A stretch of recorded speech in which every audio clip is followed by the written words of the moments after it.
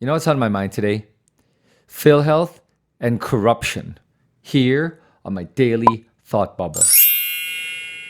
Recently, PhilHealth is in the news because of the corruption that they've uncovered, and I I I think it's around over 200 billion already.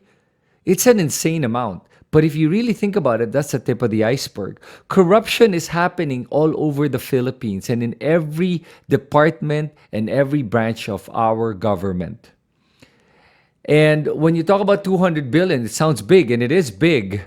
But if you think about it, that is a small part of a bigger pie that is out there in terms of how much money our government officials and our politicians are stealing from the people. And they steal brazenly. Do you know why? Because they don't even think they're going to get caught. And even if they get caught, they figure that they can get away with it. And that's the biggest problem we have in the Philippines. Because of corruption, we don't have the proper infrastructure. We don't have the proper roads. We don't have the proper water, sewage, everything. You name it. Corruption affects every aspect of our life: education system, security, military, healthcare, everything.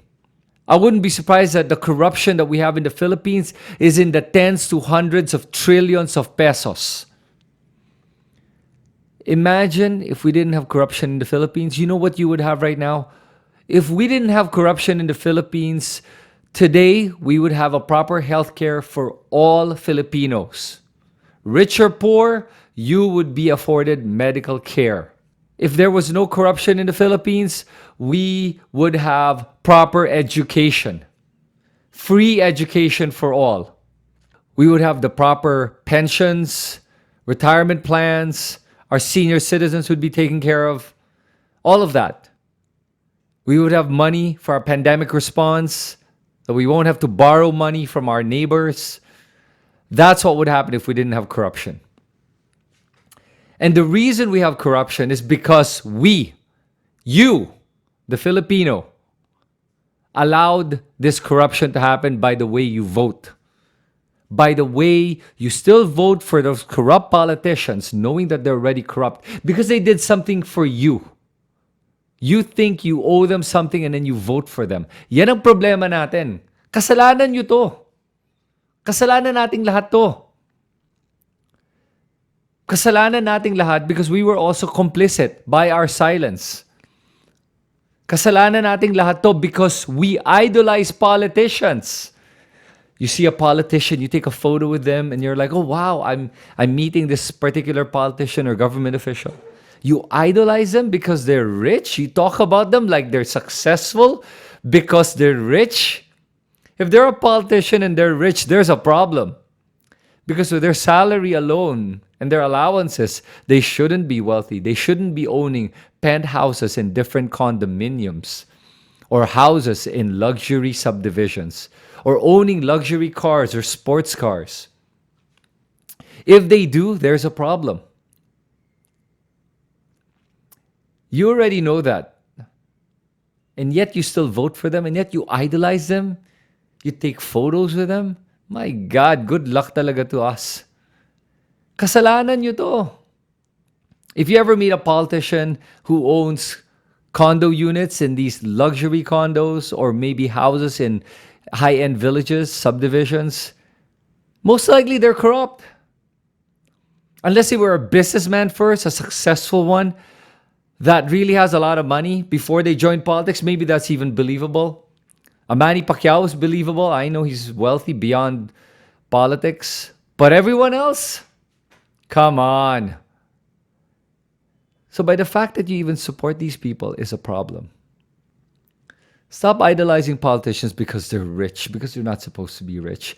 Idolize politicians that are government servants, that are actually there to serve the people, not because they're rich. You know, the 200 billion that they're uncovering in PhilHealth is really peanuts. Imagine how much money is being stolen in customs. Imagine how much money is being stolen in the BIR. Imagine how much money is being stolen in our congressional branch, the Senate, the executive branch, the LGUs, all of that. Remember Binay when his parking project, they discovered that he was pricing toilet bowls that were about maybe 5 to 10,000. He priced it at like, what is it, like 500,000? Ridiculous. And then because he gives you a free cake, you think, oh, such a nice guy. You deserve better. Filipinos deserve better. But unless we hold our government officials accountable, we won't get what we deserve.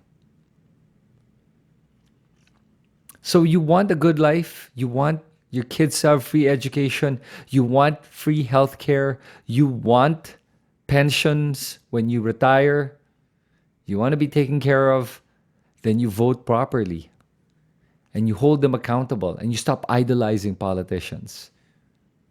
You know, there's actually a simple solution to this corruption problem, and it comes down to this: being able to trace the money. And what is the best way to trace the money? Going online. Honestly, if they adopt the blockchain technology of being able to create an accounting system that's online, where every peso that's spent and every peso that's given is accounted for on a ledger that cannot be altered, there will be no corruption. And that technology is available now. But I tell you this, our government officials will most likely never, not in the next decade probably, allow the blockchain technology or a ledger system to be implemented in its departments. Because if they do, there will be no chance for corruption anymore.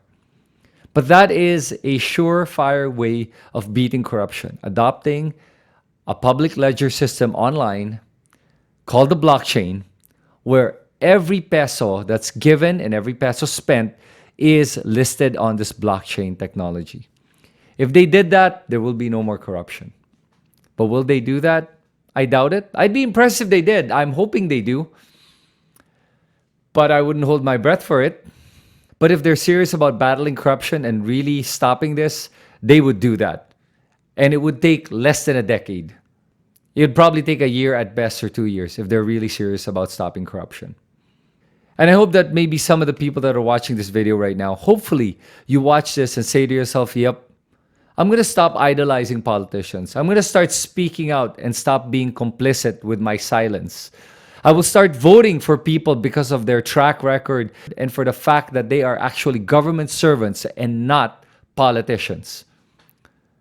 The moment that you do that and everyone else does that is when the corruption will stop. And that's my daily thought bubble. This is Chris Tan. I'll see you guys in the next video.